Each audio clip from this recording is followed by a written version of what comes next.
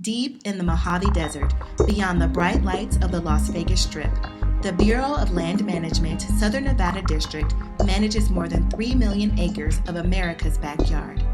Much has been said about the BLM Southern Nevada District, some fact, some fiction. But this is our side of the story.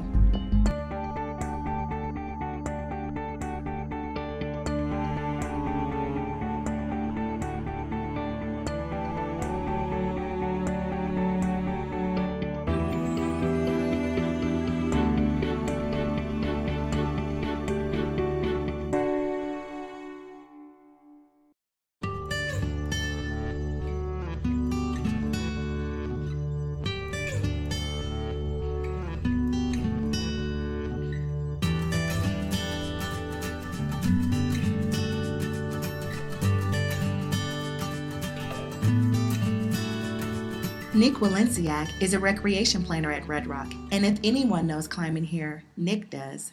The thing that's really unique about Red Rock is the climbing season. A lot of climbing areas have climbing seasons that are in the summertime when the days are longer and the weather is warmer. Because we're here in the Mojave Desert, Red Rock is a premier winter destination. Season typically starts around September and really builds in October, November. The longer routes can get a little bit chilly during the coldest part of the winter. That's when the climbers tend to stick to the shorter routes and the south-facing routes that are really warm. The rock absorbs the sun and it gets really pleasant out there, even when it might feel chilly otherwise. During the summer months, the season really starts to wind down a bit, but as I have found it, being a local here, there are definitely some places to still climb. If you find some shady areas, which Red Rock has a lot of due to the orientation of canyons, you can climb year-round here.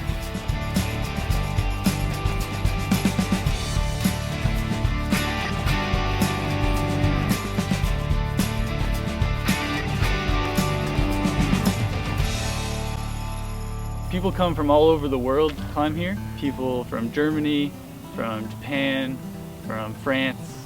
Tend to get a lot of people that have climbing in their home countries because they've been doing that at home and then they want to go explore other areas. But it's certainly one of the top areas in the United States to come.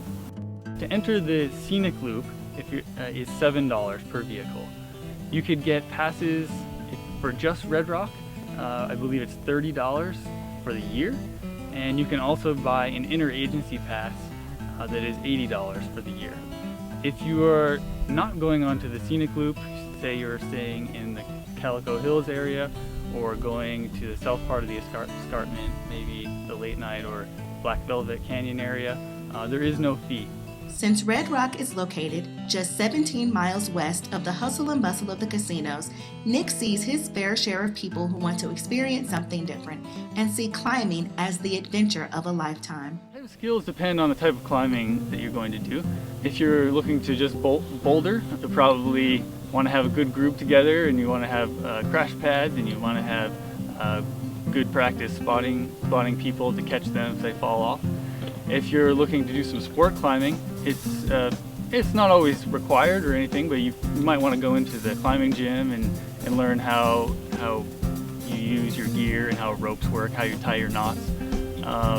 And the same thing goes for traditional climbers, all those skills and more, because you probably have to be placing your own gear, making sure that the gear is set well and is placed properly, and be able to remove it too once you are finished the pitch.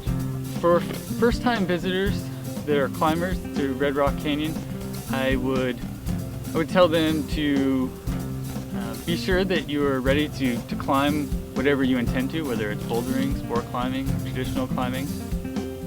Be aware of the regulations that we have. Right now we have certain regulations that are specific to the climbing community, such as a moratorium on fixed anchors in the wilderness areas, which is most of the tall routes on the escarpment. Also to be aware of late exit and overnight program that we have. Red Rock Canyon is a day use area. We do have a program for people who may take too long or may get their ropes caught and not expect to be out that long, but there is a way that they can stay a little bit later by calling in the late exit line. We have some routes that are designated for overnight use too, and they can call in and get an overnight pass for that. So just being aware of regulations and knowing what you're doing, having the skills you need for each appropriate type of climbing. And also you can come and get information at the visitor center here.